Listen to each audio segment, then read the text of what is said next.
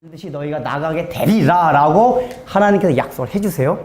그 약속을 해주시면서 뭐라고 말씀하시냐면 너희들은 이제 바로가 나가라고 할 때에 애굽 백성들한테 금은 폐물을 요구하라고 얘기를 합니다. 그래서 그걸 다 가지고 나가라고 얘기해요. 우리는 이 얘기 들으면서 일단 좀 이해가 안 되는 게, 아니 하나님이 무슨 금은 폐물에 환장하신 분인가, 왜 나갈 때 하필이면 금은 폐물 요구하게 하나.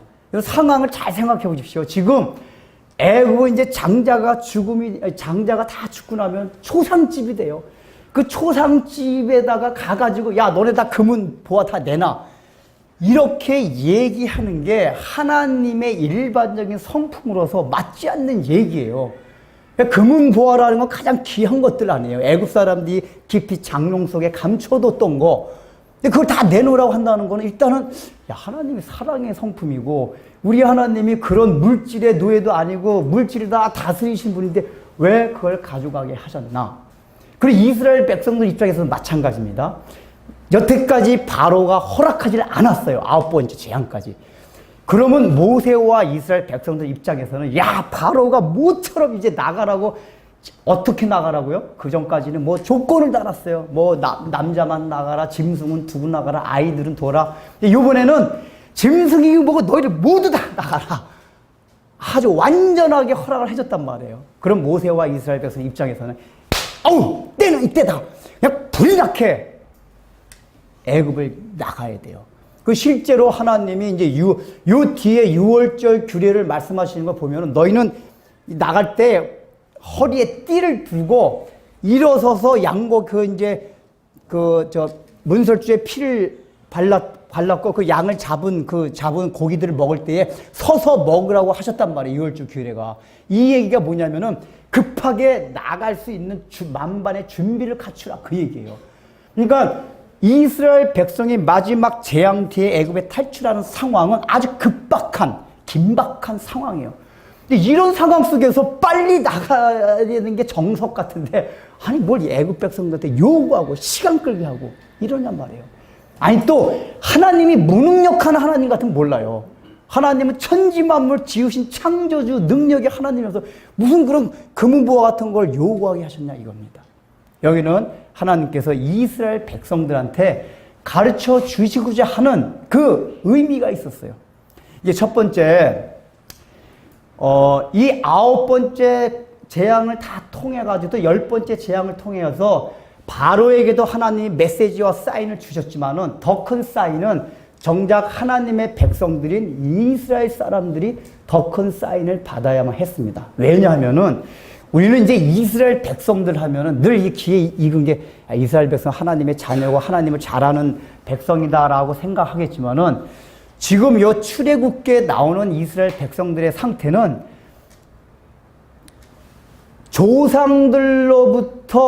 조상들에게 나타나셨다는 거 하나님을 들어만 왔어요. 자기 자신이 한 번도 하나님을 체험하거나 하나님을 본 적이 없었어요. 그냥 조상들의 하나님이에요. 그리고 계속 노예로 자랐단 말이에요. 400년간을 노예로 태어나서 노예로 죽고 노예로 태어나서 노예로 죽고 하는 노예 생활의 연속을 해왔어요.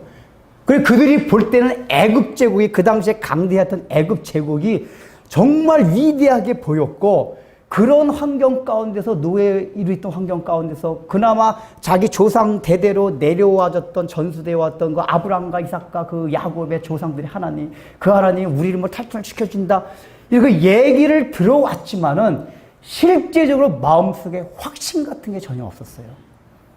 이게 뭔지 아세요? 우리도 그런 신앙이 많을 수 있다는 얘기예요. 하나님을 알아요. 다른 사람들로부터 복음을 전해 듣고 하나님, 예수님 얘기를 들어요. 천국 있다는 얘기를 들어요. 그래서 막연하게 야 하나님이 살아계시고 예수님이 우리를 위해서 십자가에 못 박게 돌아가지고 얘기는 듣는데 그 얘기들이 정작 나의 삶과는 별개인 하나님을 느껴진단 말이에요. 여러분 그렇게 안 느껴지세요? 여러분 분명 하나님 믿죠? 예수님 믿어요.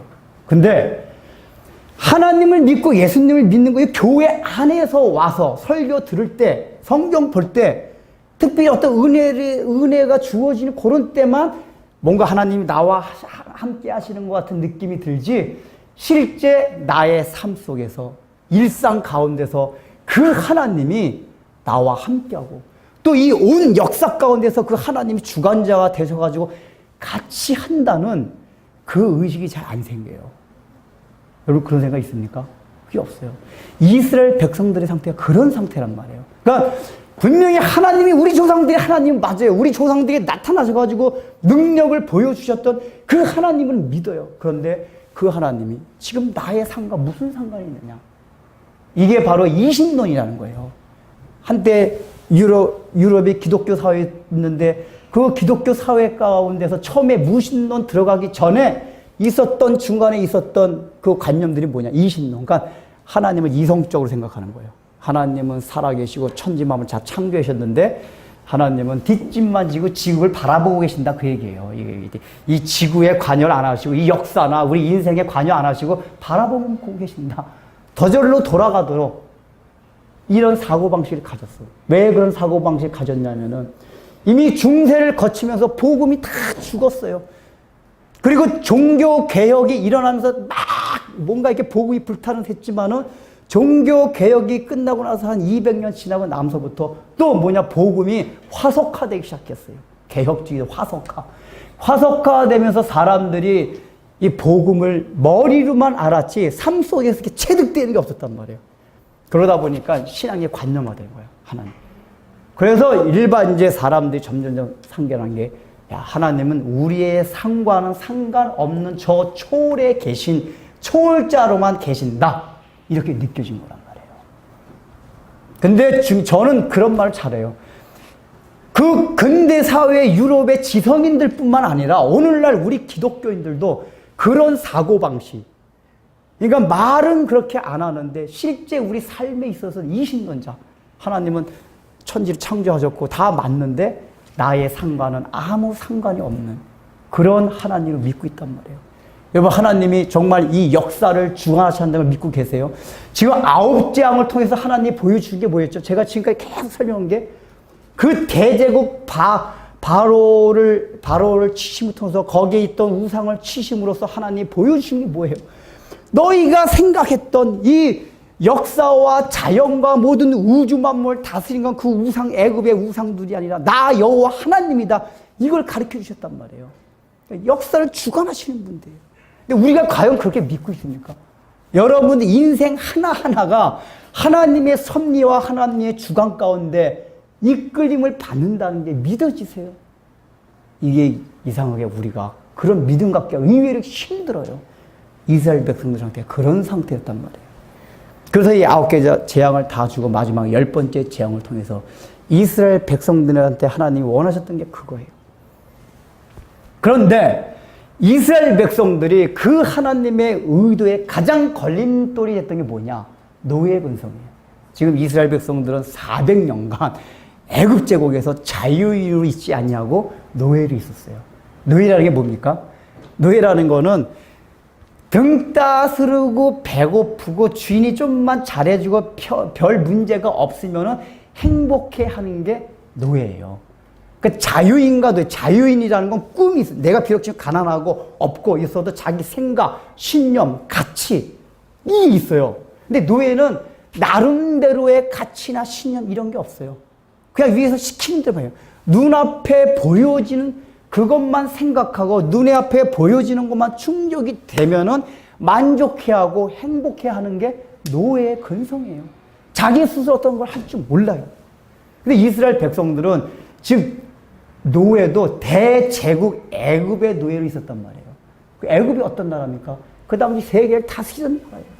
그러니까 이 노예 근성이 있다는 얘기 뭐냐면은 이스라엘 백성들의 사고방식 속에는 계속 그 애굽의 바로 애굽 사람들이 생각했던 그 가치 거기서 떠날 수가 없는 그런 상태에 있었단 말이에요.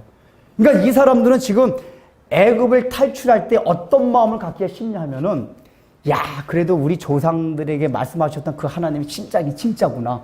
이게 바로한테 재앙을 내려가지고 우리를 이렇게 탈출시켜주는 거니까 보면서 어떤 생각을 가지냐면은 그 초점이 야, 이제 우리가 노예에서 탈출됐다. 요 한 가지 사실만 생각할 가능성이 굉장히 많았어요. 그러니까 내가 노예에서 꼼짝 못하고 왜냐면은 바로가 마지막에는 막 벽돌도 굳게 하고 막 못 살게 굴었단 말이에요. 그 노예로 있던 가운데서 너무 그 막 힘들고 못 살게 그 굴었던 그것들을 기억하면서 거기에서 탈출되는 것만이 자기에게 기쁨이고 즐거움으로 삼을 가능성이 굉장히 많았어요. 그렇게 되면 어떻게 되죠? 나중에 그 결과가 나오잖아요. 광야에서 힘들고 고되고 그러니까 다시 애굽으로 가고 싶어하는 이스라엘 백성들의 마음이 민수기에 보면 계속 나타나고 있어요. 이 얘기가 뭐냐면 이스라엘 백성들이 결국은 광야로 나가서도 노예의 근성을 버리지 못했다 그 얘기예요. 그러니까 자기에게 당장 의식주 먹고 입고 따뜻한 데서 누워 자고 요것만 있으면 만족해하고 행복해하는, 지금 하나님께서 당장 눈에는 안 보여도 저 가나안 땅이라는 더 높은 가치를 향해 가지고 가르쳐줄 그건 전혀 생각을 못하는 거예요. 당장 자기네 눈앞에 있는 그것만 자기가 보고 거기에 연연해서 살아가는 이스라엘 백성들의 모습을 보게 됩니다. 그래서 하나님이 이거를, 이 노예의 근성을 딱 단절시키고 이걸 빼주기 위해서 지금 이런 금은 폐물을 취하라고 얘기를 하는 겁니다. 그렇다고 왜 금은 폐물을 취하는 게 노예 근성을 빼는 것과 연관이 있느냐 하면은 고대 사회에서는 금은 폐물을 취한다는 얘기는 금은 폐물에게 가장 귀한 것들입니다. 그런데 어느 나라든지 이 두 나라가 싸웠을 때 전승국이 반드시 그 나라를 다 휩쓸고 다니면서 금은 폐물도 싹 쓸어가요. 일명 전리품이라고, 전리품. 그러니까 지금 여기 금은 폐물을 취하라고 한 얘기는 뭐냐면은 이스라엘 백성들 입장에서는 전리품이에요. 그러니까 단순하게 노예에서 탈출되는 정도가 아니라 하나님이 말씀해 주시고자 하는 거는, 야, 너희들은 지금 저 이 세계에서 가장 강대한 애국과 싸워서 이긴 전승국이다 그 얘기예요. 그러니까 전승국이 때 여태까지 노예 근성으로 살아 찌질하게 살았던 그 근성을 버리고 애굽 대제국보다 더 강한 근성과 자부심과 자긍심을 가지고 여길 나가라 그 얘기입니다. 너희는 전승국의 사람이다 그 얘기예요. 전리품을 취하면서 그 마음을 가져란 얘기예요. 아마도 처음에 이스라엘 백성들이 하나님의 이제 이 명령을 듣고 나중에 이제 12장에 보면 실제적으로 그걸 행동을 취합니다. 장자가 죽고 애굽에 막 초상이 났는데 이스라엘 백성들이 가가지고 금은 폐물을 요구해요. 그러니까 애굽 사람들이 막 너무나 순수하게 막 내줘요. 네, 막 내줍니다. 왜 그랬을까요? 애굽 사람 입장에서는 그 사람들이 즐거운 마음에 그랬을까요? 아니에요. 이 이제 9가지 재앙을 받고 야 마지막 10번째 막 사람이 직접 자기네가 가장 귀하게 여기는 장자 첫 새끼가 죽는 걸 보니까 야 얘네들 그대로 뒀다가는 우리 다 죽을지도 모르겠다. 겁난 거란 말이에요. 이 사람들이 그 장롱 속에 꼭꼭 숨겨뒀던 이것들을 기쁜 마음으로 내는 게 아니에요. 막 내놨어요. 그런 생각이 나갑니다. 그때 아마 이스라엘 백성들은 그 사람들도 자기네들도 깜짝 놀랐을지 몰라요. 야 어떻게 이 애굽 사람들이 우리에게 순수하게 이렇게 금은보화를 내놓을 수가 있느냐. 이런 걸 이스라엘 백성들이 보면서 과연 우리 하나님은 전승국의 하나님이구나. 단순하게 우리 히브리 민족만이 믿는 하나의 민족신이 아니라 전 세계 우주 만물을 다스리시고 창조하신 그 능력의 하나님이구나. 이걸 알았을 거란 말이에요. 근데 인간이라는 게 그렇게 잠깐 알았어도 이스라엘 백성의 역사 가운데 보면은 민수기에서 보면 그걸 다 잊어버려. 다 팔아먹어. 그래서 결국은 다시 노예 근성으로 돌아가려고 한단 말이에요. 우리의 삶 가운데도 마찬가지입니다. 하나님이 우리에게 전리품을 주세요. 구원받았다는 얘기 뭐냐. 이걸 마지막 10번째 재앙 때 하나님께서 말씀해 주세요. 여러분, 우리가 구원받았다는 사실은 지난주에 말씀드렸지만은 완전히 애국과 고센 땅이 구별되는 거예요. 근데 구별되는 데 있어서 영적인 마지막 생명뿐만 아니라 오늘 보면 이 땅을 살아가면서 나타나는 거에 있어도 하나님 확실하게 구별시켜 주겠다 그 얘기예요. 이 얘기가 뭐냐면 너희들은 예수 믿는 너희들은 찌질하게 살 사람들이 아니다 그 얘기예요. 전승국이 이 세상에 대하여 승리한 사람들이라는 거예요. 근데 너희들이 왜 이 세상에 대하여 비굴하게 막 찌질하게 그렇게 살아갔냐 그 얘기예요. 만약에 이 나중에 이스라엘 백성들이 애굽에 있는 막 부추, 수박 못 먹었던 그걸 보면서 부러워해요. 근데 우리가 예수를 믿어놓고도 여러분 예수 믿을 때 어떻게 믿었습니까? 예수 믿을 때 여러분들이 하나님이 뭐 육신의 축복을 주셔가지고 그것 때문에 감사하면서 예수 믿었습니까? 아니에요. 지난주 말씀드렸지만은 우리가 예수를 믿었다는 얘기 뭐냐면은 그 영원한 생명을 얻었다는 그게 구원이란 말이에요. 이 세상에서 조금 더 뭐 복받고 뭐 물질적으로 축복받고 학교 잘 가고 직장 잘 되고 이런 차원이 아니에요. 그런 복을 받았단 말이에요. 그런데 그런 복을 받았음에도 불구하고 우리가 살아가면서 어떤 마음이 들죠? 왠지 세상이 더 커 보이고 바로가 더 커 보여요. 내가 가지지 못한 것을 가진 사람들은 굉장히 그 사람들이 커 보여요. 나중에 이스라엘 백성들처럼 우리가 그렇단 말이에요. 근데 지금 하나님께서는 이스라엘 백성을 통해서 그게 아니라는 거예요. 처음에 금은보화를 딱 줬던 거는 너희는 전승국 사람으로서 너희가 요구하면은 애굽은 다 내놓게 되어 있다는 걸 가르쳐 주시는 거예요. 우리 그리스도인들이 세상에 대해서 요구하면은 세상에 내놓게 돼 있어요. 목사님 웃기지 마세요. 저 전세 옮기려고 지금 돈 조금만 필요해도 그게 어디 전세 주인도 안 내놓기다 라고 여러분이 반문할 수가 있어요. 그렇죠? 그냥 내놓습니까? 세상에 여러분 필요한 대로 요구하면 다 내놓습니까? 이제 이런 걸 보면서 에이 무슨 거짓말 시키지 마세요. 구라는 이런 생각할 수가 있어요. 근데 여러분 잘 생각해 봅시다. 이 하나님이 너희는 단순하게 노예 탈출이 아니라 애국 가서 싸워서 이긴 전승국으로서의 상징적인 의미로 금은 보화를 가져가겠단 말이에요. 근데 금은 보화가 실제적으로 광야에서 살아가면서 직접적으로 필요한 데가 많이 있었습니까? 많이 없었습니까? 많이 없었어요. 광야에서 살아가면서 필요한 것들은 먹고 마시고 자는 의식주 생활들이란 말이에요. 금은보화가 당장 그들에게 봐봐요. 그들이 금은보화를 가지고 나갔어요. 조금 있다가 마라샘이 하나님한테 막 원망을. 왜 그랬죠? 마실 물이 없단 말이에요. 금은보화가 있다고 물이 없는데 마실 수가 있습니까? 근데 이거는 상징적인 의미를 우리에게 주셔서 너희는 세상에 대해서 요구하면 용을 수 있는 자들이다. 그런 하나님이고 우린 그런 정체성이 있는 자들이라는 걸 가르쳐 주셨어요. 그럼 이 얘기를 통해서 우리 뭘 해야 되죠? 이스라엘 백성들, 야! 그 하나님은 애굽조차도 우리에게 순종하게 하는 하나님이구나. 그래서 우리의 삶을 하나님께 의탁하고 신뢰하라 그 얘기예요. 그러니까 물이 없을 때 원망하지 말고 하나님 우리에게 물이 없습니다. 우리의 육신적으로 물이 뭐 있어야만 살아갈 수 있습니다라고 하나님께 신뢰를 하고 의지해야 되는데 그렇지 못했단 말이에요. 하나님께서 우리에게 베풀어 주신 구원의 은총을 생각하며 뭘 생각하라는 얘기야? 우리에게 구원을 주셨다면은 이 세상에 있는 모든 것을 주신 것보다 더 귀한 걸 주셨단 말이에요. 독생자 주셨기 때문에. 그렇다면은 내가 이 땅을 살아가면서 필요한 것들, 먹고 사는 문제들, 이런 것도 하나님께서 우리에게 반드시 주신 분이라는 것을 처음에 구원받는 걸 통해서 그 믿음을 가져야 된다 그 얘기예요. 근데 우리가 꼭 이스라엘 백성은 우리의 전철을 미리 다 보여주신 거예요. 예수 믿고 나서도 우리가 살아가다가 아까 말했듯이 당장 전세 올려달라는데 무슨 세상이 우리에게 요구를 줍니까? 라고 우리는 하나님 원망해요. 하나님 과연 나의 삶에 진짜 개입하고 있습니까? 뭐 기도하는데 들어주고 있습니까? 내가 지금 허공에다 대고 하고 있지 않습니까? 라고 얘기하면서 우리는 그 하나님을 신뢰하지 못하고 원망하게 된다 그 얘기예요.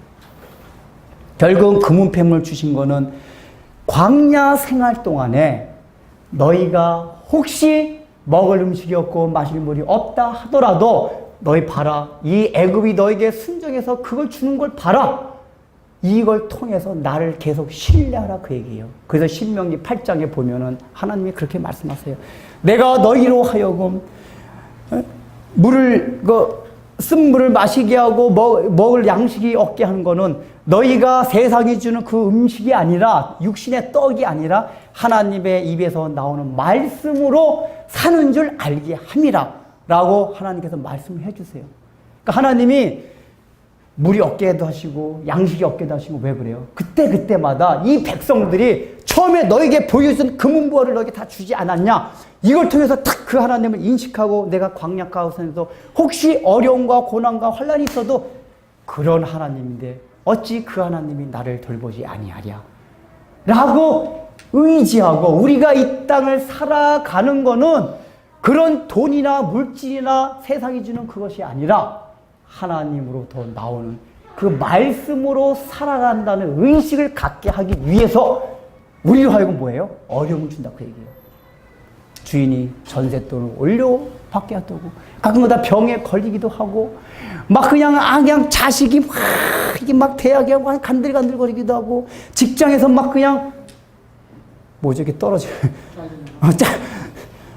잘리기도 하고 이런 어려움 준단 말이에요. 그럴 때마다 그럼에도 불구하고 하나님 내가 직장이 나를 먹여 살리는 게 아니라 금은 보화를 통해 주신 그 하나님이 나를 먹여 살리십니다 하는 그 믿음과 의식을 갖게 하기 위해서 우리의 광야셀 가운데 그걸 주신다고 얘기해요.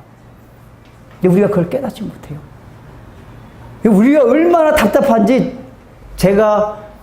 저는 여러분보다 그걸 조금 많이 경험했잖아요. 그 눈이 보여요.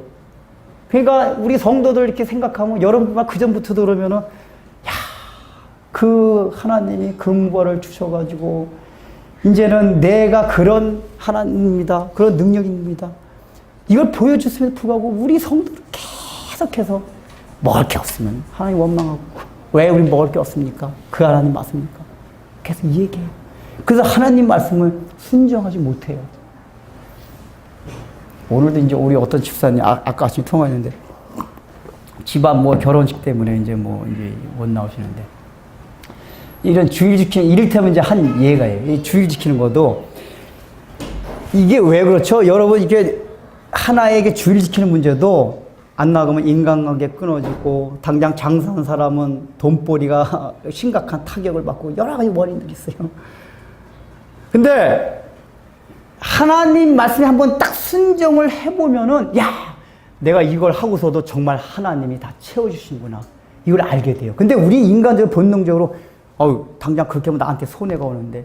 그러니까 우리가 말씀대로 왜 못 살아가냐면은 하나님 말씀대로 딱 살면은 나한테 손해가 와요. 근데 그걸 체험하지 못하기 때문에 계속 악순환이 되는 거란 말이에요. 근데 아니에요. 하나님 말씀에 한번 순종하고 나면 하나님이 나에게 채워주시구나. 역시 처음에 애굽에서 나올 때 금은 보화를 세상이 다 나한테 주었는데 그 하나님이 맞구나. 이걸 알게 된단 말이에요. 근데 이런 경험이 없으면 계속해서 이스라엘 백성들과 같이 원망하고 불평하고 말씀에 불순종하게 된단 말이에요. 근데 우리가 그래요. 우리가 이스라엘 백성의 모습과 다 마찬가지예요. 주일 얘기가 나왔으니까. 저는 이제 어릴 때부터 이게 주일 지키는 훈련을 워낙 잘 받아가지고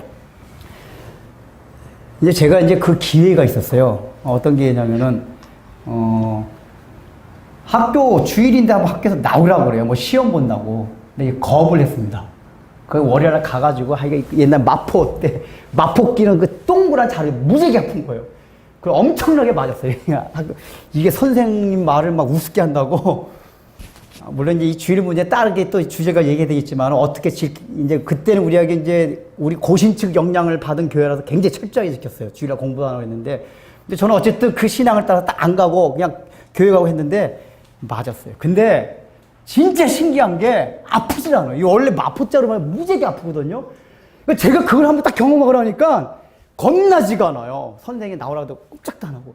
근데 그게 몇 번 경험하니까 선생님이나 학생들도 쟤는 주일날은 절대로 아무것도 안 하는 애다. 다 인정이 돼요. 그리고 이제 우리 외갓집이 불교 집안이란 말이에요. 제사를 지내요. 근데 우리 집은 이제 예수 믿어가지고 제사 참여 안 하고 제사 음식 안 먹고 막 그러니까 처음에 되게 욕하고 막 비난했어요. 근데 나중에는 외갓집 식구들이 어떻게 변했냐면 쟤네들 제사 안 지내는 지 따로 빼놔라. 그러니까 다 인정이 돼요. 제가 이렇게 딱 깨닫게 된 게 뭐냐면은, 하나님 말씀 지켜도 인간관계도 안 끊어지고, 그 세상 사람 다 인정을 해요. 애굽 사람들 인정을 하죠. 인정을 하게 돼가지고 내가 이 땅에서 먹고 살아가는데도 아무 지장이 없어요. 아무 지장이 없이 됐어요. 지금까지 잘 먹고 잘 살고 왔어요. 이렇게. 한 예를 드는 거예요. 직장에서도 마찬가지예요. 우리 직장 삶 살아가다 얼마나 하나님의 말씀을 불순종해야 될 때가 많아요. 뇌물을 받아야 되고 나쁜 짓 해야 되고 이 세상이 그렇단 말이에요. 그런 가운데서 우리가 하나님 말씀대로 정직하게 양심적으로 살아가는 게 굉장히 힘들어요. 아이 목사님 그냥 그거는 성경 말씀 우리 어떠냐 성경 말씀은 그냥 성경 말씀이고 삶은 삶이죠. 여러분 그런 얘기 많이 못 들었어요? 그런 얘기들 많이 해요. 그냥 성경 말씀이고 삶은 삶이고 이 이스라엘 백성들 사고방식과 똑같단 말이에요. 그게 아니에요. 말씀을 지켜서 그대로 순종하면은 하나님의 역사가 나타난단 말이에요. 우리가 그걸 못해요. 그래서 이스라엘 백성들이 그런 금을 패물을 통해서 세상도 우리에게 필요한 모든 것은 다 주게 돼 있다. 이걸 믿으라고 한 겁니다. 그 마찬가지예요. 예수님 말씀하셨잖아요. 얘들아, 너희가 무엇을 먹을까, 마실까, 입을까 염려하지 마라. 제발 얘들아. 그 성경에 예수님 뉘앙스를 보면 야, 이 팍통들아. 그런 생각 같아요. 성경의 뉘앙스가 얘들아, 너희들은 하나님의 천부의 자녀들이지 하나님의 아들이지 않냐. 근데 왜 이방인들 같이 먹고 마시고 있는 것 때문에 걱정하냐? 바보들아, 바보. 그러시면서 예수님이 하시는 게 성경에 그 구절은 없는데 그 뉘앙스가 너희들은 그것을 염려하지 말고 오직 주의 나라와 의만을 구해라. 그러면 그 나머지 것은 다 더해 주시리라 그 얘기예요. 근데 우리가 자꾸 그걸 걱정한단 말이에요. 그 걱정할 필요 없는 거예요. 너희들은 세상이 너에게 금은보화를 내놓게 하나님 다 했다 이거예요. 필요하면 다 해요. 그러면 목사님, 이렇게 이스라엘 백성 했던 것과 같이 저는 금은보화를 받은 기억이 하나도 없습니다. 라고 얘기할 수가 있어요. 아니에요.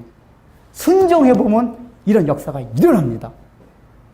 근데 이 사람들이 왜 이건 이제 상징적으로 보였지만은 우리에게 왜 금은보화가 안 나타나는 게 구체적으로 나옵니다. 나중에 이스라엘 백성들이 이게 상징적인 의미로서 주신 것도 있지만 실제적으로 이 금은보화가 어디에 쓰입니까? 성막을 만드는 데 써요. 성막을 만드는 데. 성막을 만드는 데 쓰이고 이스라엘 백성들이 살아가면 광야를 지나가면서 여러분 그거 궁금하지 않아요? 먹을 거는 많이 갖고 나가지 못했어요, 이스라엘 백성들이. 근데 광야 생활을 어떻게 먹고 살아갔겠어요? 다 주변, 지나가면서 주변국들하고 교육을 한 거예요. 그때 교육을 뭘 했는지 아세요? 애굽에서 갖고 나간 금은보화를 가지고 교육을 한 거란 말이에요. 그러니까 이 금은보화가 상징적인 의미와 함께 실제적으로도 필요한 거란 말이에요. 그리고 더 필요한 건 뭐였냐? 나중에 성막을 만드는 데 있어서 전부 이스라엘 백성들이 자기네들에게 갖고 있던 금은보화를 다 내놨어요. 그러니까 하나님은 애굽 사람들한테 금은보화를 다 가져오라고 한 그 큰 이유 중에 하나가 뭐냐면은 성막을 만들 때 그게 필요했습니다. 근데 중요한 거는 성막을 만들기 전에 이스라엘 백성들이 그 갖고 나온 금은을 썼던 장소가 있어요. 그게 뭐죠? 모세가 시내산에 율법과 성막을 받으러 올라갔을 때 하도 안 내려오니까 그 아래서 뭐 했죠? 금송아지를 만들고 이게 여호와 하나님이다 하면서 춤추고 노래하고 우상을 섬겼어요. 그때 뭐로 만들었습니까? 금송아지를? 아론이 너희 집에 있는 모든 기금속들을 가져오라. 그러니까 애굽에서 나왔던 그 기금속들을 우상 숭배 금송아지를 만드는데 다 갖고 나왔어요. 그러니까 원래는 하나님이 의도했던 거는 성막을 만드는데 써야 될 그 기금속들을 이 이스라엘 백성들이 자기네 우상을 만드는데 먼저 썼단 말이에요. 그러니까 하나님이 이걸 아시는 거예요. 그러니까 이게 처음에 우리에게 가르쳐주고자 금은보화를 줬지만은 하나님이 이 이스라엘 백성들한테 금은보화를 너무 많이 주면 안 된다는 게 성경을 통해서 우리에게 알려주시는 거예요. 만약에 우리의 삶 가운데 하나님이 우리가 기도하는 대로 하나님 뭐 해주세요, 뭐 하게 해주세요.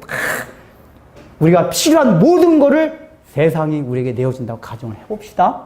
그러면은 우리가 하나님이 세상을 살아가면서 우리에게 주신 모든 것들은 성막을 위해서, 즉 하나님의 나라와 의를 위해서 필요한 겁니다.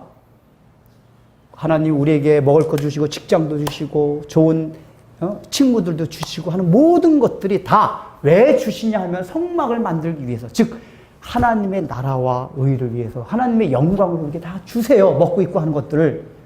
근데 우리 인간의 부패한 본성상 우리는 늘 성막보다는 금송아지를 만드는데 그걸 쓰기가 굉장히 쉬워요.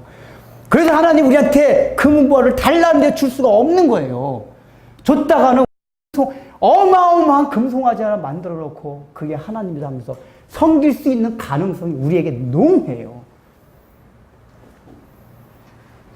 근데 여러분들 그래서 그렇다는 거예요. 여러분 안 그럴 것 같죠? 하나님 저는 하나님이 저에게 물질 주시고 시간 주시고 좋은 인간관계 주시고 건강 주시고 제가 이걸 다 하나님 위해서 사용하겠습니다.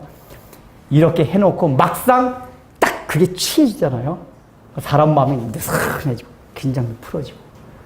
물론 하나님 위해서 어느 정도 쓰죠. 근데 자기의 정욕대로 그걸 사용한단 말이에요. 하나님, 나 서울대학 제가 어릴 때 그런 게 되는데 막 하면은 하나님의 영광을 위해서 뭐 진화론을 박살내고 어쩌고 막.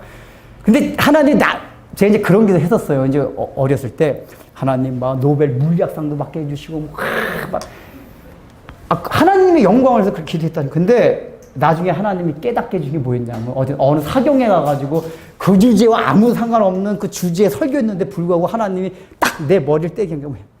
야, 너 속에서 지금 하나님의 영광을 위해서 맨날 기도하고 있는데 너 마음속에 너의 명예가 있지 않냐. 그러니까 그거예요. 하나님의 영광을 위해서 그렇지만은 내가 딱 그거 받아가지고 야, 유흥준이라는 이름하고 날리고 싶고 이런 마음을 내가 딱 숨겨놓고 나는 하나님의 영광을 위해서 막 진화론 박살내고 어쩌고저쩌고 막 그냥 이런 마음을 가졌단 말이에요. 그러니까 우린 걸 다 숨겨놔요. 다 그런 하나님의 영광을 위해서 포장해놓고 결국은 뭐냐면은 내 나를 위해서, 나의 정욕을 위해서 요구해요. 저는 어릴 때부터 신앙을 무지하게 열심히 했는데도 불구하고 그런 생각이 든단 말이에요. 근데 우리가 그건 저뿐만 아니라 다 그래요. 그래서 제가 볼 때는 잠언에 나오는 말씀대로 가난하게도 마옵시고 부하게도 마옵시고 잠언에 그런 말씀이 나와요. 이 얘기가 뭐냐면 꼭 중간으로 살라는 얘기가 아니라 우리 인간의 본성적인 죄악들을 알고 성경이 그 말씀 하신 거예요. 우리가 부하게 되면은 그 부한 올무에 빠져요. 그래서 느슨해져. 또 연약한 사람들이 너무 가난하면은 그러니까 이게 너무 가난하면 그때 막 하나님 앞에 막 간구하는 게 아니라 또 뭐냐면 막 하나님 원망한단 말이에요. 그래서 하나님이 적당히 허락하셔서 그냥 먹고 살 만큼 주시고. 그게 우리에게 지금 오늘날 주시는 금은 폐물입니다. 여러분 삶 가운데 과연 하나님을 위하여 성막 짓는 재료여서 나에게 주신 그 금은보화를 지금 사용하려고 생각하고 있습니까? 아니에요. 우리는 오히려 어떻게 보면 그렇게 하나님이 그런 은혜를 주셨음에도 불구하고 아직 노예 분선에서 벗어나지 못했어요. 아직도 애굽에 있었던 그저 배부른 돼지. 그 존 스튜어트 밀이라는 사람이 그런 얘기 했잖아요. 배고픈 돼지보다는 배부른 돼지보다는 배고픈 소크라테스가 낫다. 이 말은 이제 축이야. 원래 그 말 한 게 아니라 이제 그 스튜어트 밀이 배부른 돼지보다는 배고픈 인간이 낫고 만족스러운 바보보다는 불만족스러운 소크라테스가 낫다. 이 말을 한 건데 그걸 추격해가지고 이제 사람들이 이제 배부른 돼지보다는 배고픈 소크라테스가 낫다 얘기한 건데 이게 이제 그 당시에 산업혁명이 일어난 다음에 자본주의가 발달되면서 그 너무나 물질적으로 되는 게 경계해가지고 그 사람은 뭐 그리스도와 별 상관없는 사람인데 그러니까 그 얘기를 한 거예요. 정신적인 가치가 중요하다는 걸 이제 얘기하기 위해서 이제 그런 이제 공리주의 사상, 질적 공리주의 사상을 이제 얘기했는데 예수 안 믿는 사람들도 진짜 그 생각을 가져요. 배부른 돼지보다는 배고픈 소크라테스가 낫다. 근데 우리 예수 믿는 사람들이 뭐냐면 돼지가 뭐죠? 돼지는 왜 주인이 막 뭐 그냥 좋은 거 다 줍니까? 나중에 잡아먹으려고 그래. 잡아먹어. 이것도 모르고 그냥 열심히 먹어요. 그냥 돼지가 행복한 거 별거 없어요. 먹을 거 잘 먹고 잘 자고 이러면 행복해요. 근데 지금 예수 믿는 근데 사람은 그런 데서 행복을 느낍니까? 아니요. 사람은 사람으로서 고상한 가치들이 있어요. 그러니까 먹는 거로만 행복할 수 없는 게 인간이란 말이에요. 그래서 돼지가 막 먹고 자고만 하고 만족스러운 거면 역시 돼지구나 이런단 말이에요. 근데 하나님이 우리 볼 때 그렇다는 얘기예요. 돼지 그러면 기분 나쁘지만은 우리가 돼지 같은 인생을 살아갈 수 있다 그 얘기예요. 먹고 마시는 것만으로 만족하는 거예요. 더 하나님이 주신 그 가치, 노예가 갖지 못하는 자유인으로서 가는 그 가치, 그걸 보고 즐거워하고 그 가치를 내가 갖는데도 기뻐하고 행복해야 되는데 우리는 이 세상에서 눈에 보이는 그 가치를 내가 취할 때만 행복하게 생각을 한다니까요. 그러니까 맨날 뭐예요? 세상이 부럽단 말이에요. 나는 저런 집 언제 살아보나, 저런 차 언제 가져보나, 뭐 여자들은 뭐 또 저런 명품 가방 좋아하는 명품, 저런 가방 언제 가져보나. 여러분 예수 믿는 사람들이 명품 부러워하는 거 죄입니다. 이런 걸 교회에서 가르쳐야 되는데 예수 믿는 사람들 세상 부러워하는 것 자체가 뭔가 우리가 근원적으로 잘못되어 있는 거예요. 하나님이 우리를 당장 징계하지 않으셔서 그런 것 뿐이지 이게 다 하나님 볼 때는 아이고 이 배부른 돼지같이 살아간단 말이에요. 이런 말 기분이 나빠야 이걸 심각하게 알아들어요 우리가. 왜냐하면은 돼지는 본인이 그렇다는 걸 못 느껴요. 그거는 인간으로서 자유자가 돼야지만 알아요. 남북정전 때, 그 남북정전이 끝나고 링컨 대통령이 노예를 해방시켰어요. 근데 그 많은 남부에 있던 농장의 노예, 흑인 노예들 가운데 일부는 그냥 노예를 있을 때가 좋았다 하고서 다시 그 백인 밑에 들어가서 노예로 산 사람들이 있었대요. 왜냐하면 갑자기 자유를 줘버리니까 어떻게 살아갈지 막막한 거예요. 왜냐하면 노예로 있을 때 맨날 배운 게 뭐냐면 주인이 시키는 것만. 그래서 집 주고서 거기서 잘 먹고 잘 자고 주인이 조금만 잘해주면은 노예가 훨씬 편한 거예요. 근데 자유인이 되다 보니까 막 이상, 꿈, 신념 이런 거는 뭐 내가 옛날에 그 살던 거 너무 안 맞아요. 피곤해요. 옛날에 왕자와 거지 얘기 나오잖아요. 왕자가 그 뒤바뀌어가지고 거지가 왕자 옷 벗어가지고 이렇게 하니까 거지가 너무 힘들어요. 왕자로 사는 게. 우리가 그런 식이에요. 하나님이 우리에게 진리 안에서 자유자라서 자유를 줬어요. 근데 그 노예로 살 때 그냥 주인이 주는 거 먹고 마시는 그것만 있으면 너무 행복해하는 이런 가치에 빠져 있단 말이에요. 더군다나 오늘날의 어떤 시대입니까? 자본주의 시대예요. 돈이면은 옛날에는 돈이면은 물질만 채지만 요즘은 명예, 건강 모든 게 돈하고 다 연결이 돼 있어요. 그러니까 요즘 사람들은 이제 그 사람들이 그런데요. 요즘은 뭐라고 하냐면 배부른 돼지보다는 배고픈 소크라테스보다 배부른 돼지가 낫다. 그렇게 사람들이 생각한대. 요즘 학생들 그렇게 생각한대요. 오로지 공부 잘해가지고 좋은 직장 왜 들어가요? 그게 삶에 그러니까 예수 안 믿는 사람의 차원에서도 그게 자기 어떤 이상이나 시련을 가치를 실현하기 위한 차원이 아니라 내가 좀 육체로 편하고 잘 먹고 살아가기 위한 차원에서 공부도 한단 말이야, 쉽게 말하면. 사고방식이 그래요. 그러다 보니까 우리 믿는 사람들조차도 그런 사고방식이 쳐져 있습니다. 그게 다예요. 노예 근성에 벗어나지 못해요. 근데 여러분 제가 창세기 강의하면서 몇 번 말씀을 드렸지만은 우리는 세상을 정복하는 자들이에요. 그 땅을 정복한다는 얘기 뭐죠? 땅의 가치들을 정복하는 자들이에요. 그 땅의 가치에 젖어 사는 게 뭐예요? 애굽에 있을 때 노예 근성이란 말이에요. 잠깐 부러워해요, 그거를. 여러분 그거 부러워하지 마세요. 왜요? 이 역사와 우리의 인생과 모든 삶은 하나님의 주권 아래 있기 때문에 그래요. 그걸 믿게 된다면은 우리에게 당당함이 있어요. 비굴하지 않아요. 세상에 대해서. 그걸 모세의 태도를 보십시오. 3절에 보면은 바로 모세는 애굽 땅에 있는 바로의 신하와 백성의 눈에 아주 위대하게 보였더라. 모세가 그 애굽 사람들이 위대하게 보였다 했어요. 처음에는 모세 알기를 우습게 알았어요. 저 지팡이 짚고 오는 그 노인네. 근데 위대하게 보여요. 우리 그리스도인이 그런 정체성을 가지고 있는 자들입니다. 지금 이 모세가 애굽이 갖고 있는, 바로가 갖고 있는 권력이나 명예 아무것도 없었어요. 그러나 그들이 하나님의 역사를 통해서 모세가 위대하게 보였어요. 여러분, 이런 위대함이 여러분 세상에 여러분 그렇게 위대하게 봅니까? 제가 언제 한번 얘기했지만은 삼성의 옛날에 이병철 회장이 제일 부러워했던 사람이 자기 먼 직접 중에 하나, 그 당시에는 초가집이 있었습니다. 우리 아이들 초가집이 뭔지 아는지 모르겠는데 가난한 사람이 살던 초가집이 있었어요. 근데 그 초가집에 살고 있었는데 이 사람이, 이 이병철 회장이 불쌍해가지고 야, 좀 뭐 도와줄까? 취직시켜 해도 전혀 아닙니다. 전부 이대로 행복하고 좋습니다. 그래서 이병철 회장이 내가 그때 박 대통령도 안 부러운데 내가 위대하게 부러운 사람들이 너희 가정이다. 그 집에만 가끔 어쩌다 한번 가보면 맨날 그 찬송가. 내 영혼이 원청 입어 초막이나 궁궐이나 내 주에서 모신 곳이 그 어디냐 하늘나라. 이걸 불렀더니 이병철 회장이 그 찬송을 알았대. 그래가지고 이게 그걸 불러가지고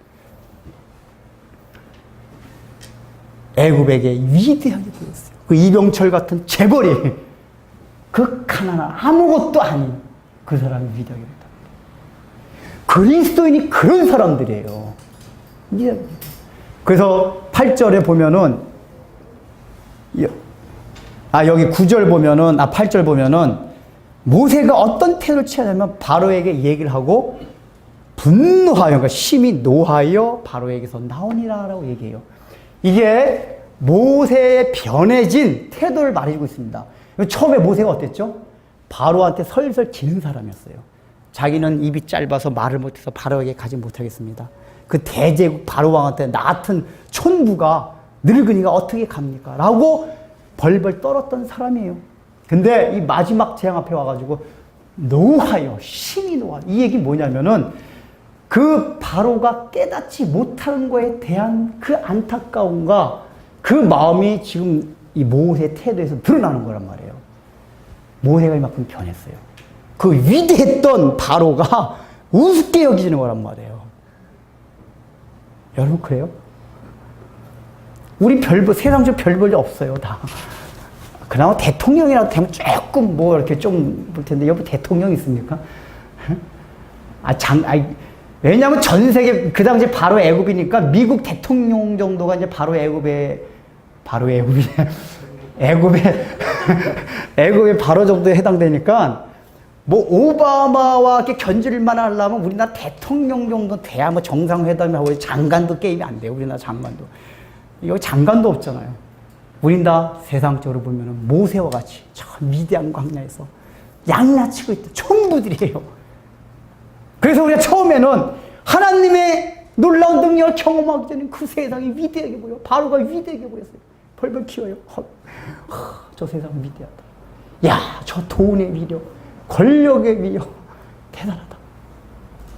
근데 이 열지양을 탁 경험한 뒤에 모세는 우스웠어요, 그게. 야, 이 천하 만물을, 이 역사를 주관하신 분이 하나님이시구나. 저 자연조차도 주관하신 분이 하나님이구나. 오바마 대통령, 시진핑 주석이 만나서 회의를 하고 나오는 결과도 하나님이 주권하에서 다 되는 거구나. 여러분, 이런 사실들이 믿어지세요? 그러니까 우리가 좀 흑암이 아니고 빛을 받아 눈이 떠지면 그런 게 보이게 돼 있어요. 그래서 세상이 우스워지는 거예요.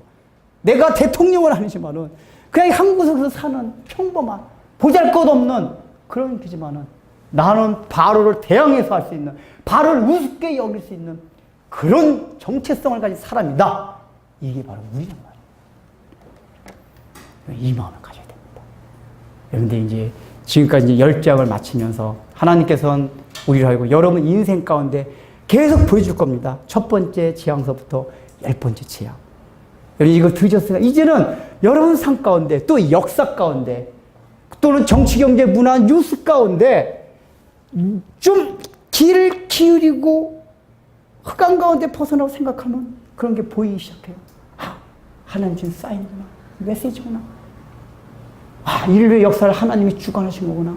내 인생도 내 마음대로 하는 것 같은데 그게 아니라 하나님이 나를 인도하셔서 이렇게 지금 내가 이런 삶을 살아가고 있구나. 이런 게 잠깐 깨달을 겁니다. 예민하게 귀를 들고 있어야 돼요. 그런 게 깨달을 때 잠깐 마음을 여십시오. 마음을 여십시오. 그리고 하나님 말씀에 대해서 순종하세요. 순종하게 되면은 마지막에는 이 지금 모세와 같이 바로에 대해서 당당한 정도가 아니라 화낼 수 있을 정도로 화낸다는 건 윗사람이 아랫사람 타는 거예요. 막 이런 마음이 생긴단 말이에요. 우리는 그런 자들입니다. 찌질하게 살아갈 사람들이 아니에요. 제가 가끔가다 얘기하잖아요. 나는 저런 여행 음제가구나. 무슨 제가 말하자면 저는 우리 집 왔다 갔다 하면서 그 남한산성 그 옆에 지나가는데 그런 생각, 집사람한테 그런 얘기. 야, 내가 여기를 우리 저 성남시에다 위탁해가지고 다 맡겨서 내가 오고 가다 보고 내가 가려면 힘든데 저 스위스 정부에다 알프스 맡겨가지고 가끔 가다 그 사람들이 보내주는 영상 보고도 잘 관리하고 있구나. 저게 다 내 땅인데. 여러분, 우리는 그런 마음을 가져야 돼요. 우리는 언제가 백지수표예요. 여러분, 백지수표 있으면 당장 못 써요. 이게 이제 세상 사람이 몰라가지고 백지수표 가졌는데 뭣도 모르고 제가 언제 한번 제 엘란트라가 많이 찌그러진 차인데 무슨 호텔 갔다가 뭐 짐을 내려야 되는데 뒤에서 외제차인데 기억은 안 나요. 무슨 외제차인지. 막 오니까 그 호텔 그 종업원이 빨리 치워줘. 왜냐하면 그 고급 손님인가 봐요. 빨리 차를 치우래요. 저는 제 차인데 엘란트라 막 찌그러지고 그런 차니까 제가 속으로 화도 안 냈어요. 그 사람 정말 차 정말 바꿔야지. 이런 생각 전혀 안 가져서. 왜냐? 아이고, 이 친구가 내가 누군지 모르는구나. 막 나는 백지수표 같은 사람이다. 여러분, 백지수표를 쓸 수가 있습니까? 본점해가지고 바꿀 수 있는 거예요. 본점, 백지수표는. 나는 한나라 본점, 좀만 기다려야 본점 가서 바꿀 때 너희들이 저 사람이 그 백지수표 가졌던 사람이었어라고 놀랄 거 생각하면 아이고, 불쌍해라. 여러분들, 이게 농담이 아니에요, 제가요. 그 웃었단 말이에요. 호텔에서 좀 이렇게 봤으면 들어서 나 차 바꿔야지. 그게 운이 아니에요. 그렇다고 좋은 차 타지 말라는 얘기 아닙니다, 또. 예. 그리고 마지막에 한 가지. 금은폐물을 통해서 하나님 우리에게 알려주신 것도 그거예요. 아까 뭐라 그랬죠? 금은폐물이 실제적으로는 광야 생활을 하면서 필요한 실용적 기능이 있었어요. 이건 무슨 얘기냐? 하나님이 우리 이 땅에 살아가면서 우리에게 필요한 걸 다 아신다 그 얘기예요. 우리가 예수 믿는다고 해가지고 하늘의 소망을 뒀다고 해가지고 이 땅에서 육신으로 필요한 모든 걸 무시하면서 살아가는 사람들이 그리스도인들이 아니에요.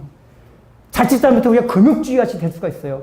그리고 자칫 바리새인 같이 나는 그 돈 같은 거 이게 아니에요. 필요해요. 돈도 필요하고 건강도 필요하고 가정도 필요하고 다 필요해요. 근데 뭐예요? 하나님에게 주신다는 거예요. 그리고 그걸 일부러 부정하지 말라 그 얘기예요. 여기서 보면 이 근본 하나님이 우리에게 주신 거는 돈도 귀하고 건강도 귀하고 다 귀하다 그 얘기예요. 근데 우리가 또 지나치게 자칫 잘못해서 나가면 난 돈 같은 거는 이러다 보면 바리새인 같이 될 수 있다 그 얘기예요. 우리는 그런 자들은 아니에요.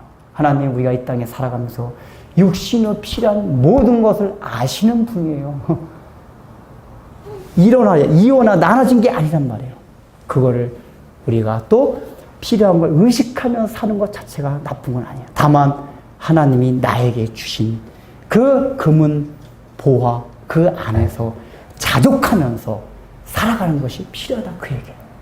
여러분 은혜의 이런 마음가짐을 가지고 살아갈 때 우리가 이제 세상을 바라볼 때 그들을 우습게 여길 수 있는 그 마음을 가지고 될 겁니다. 기도하겠습니다.